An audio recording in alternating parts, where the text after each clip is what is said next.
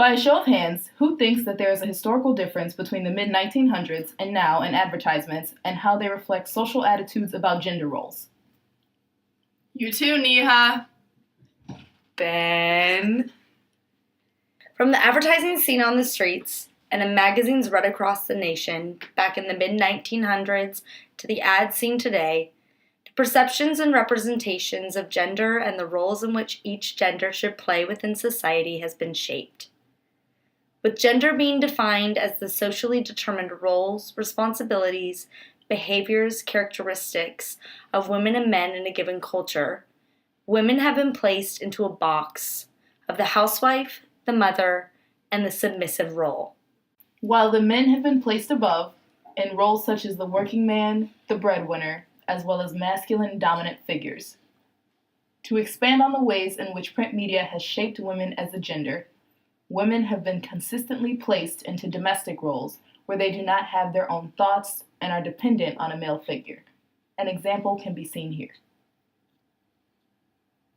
This is an ad for a ketchup company where the woman is perceived as not strong enough or capable of opening the bottle. This enforces the notion that women are dependent on a male figure to help them with the simple act of opening a bottle of ketchup and placed into a domestic role in the kitchen.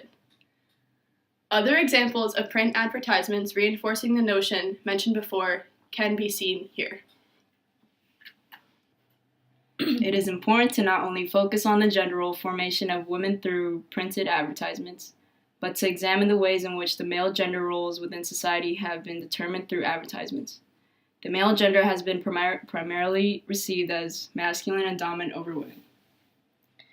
This ad here is a perfect example. It reads, "Show her it's a man's world." This clearly indicates a dominant gender role for the male and reinforce the submissive role of a woman. It is also an advertisement for male ties, in which a male wears to the office, which can reinforce the notion of the working man, as well as the male being the breadwinner of the family and the primary financial support. Looking at more recent advertisements, the gender role of males has been hypersexualized, which has primarily been the case for women, but this still promotes the dominant aggressive role a male should play or embody.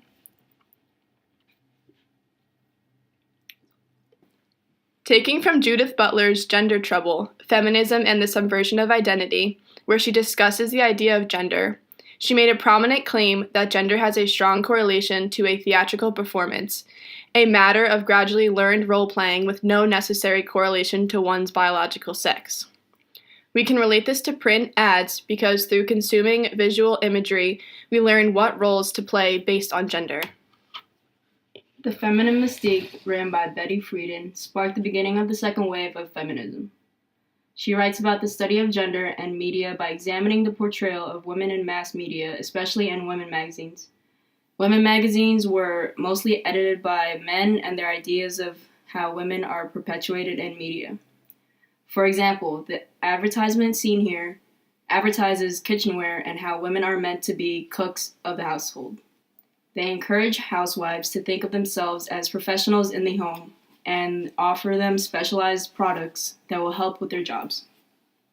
Although throughout this presentation and over the course of the past several decades, there have been negative or restrictive gender roles that have been formed through advertisements, contemporary times have brought about new media ads that challenge past gender roles. In this video, Ellen DeGeneres talks about a new product from the office supply company BIC.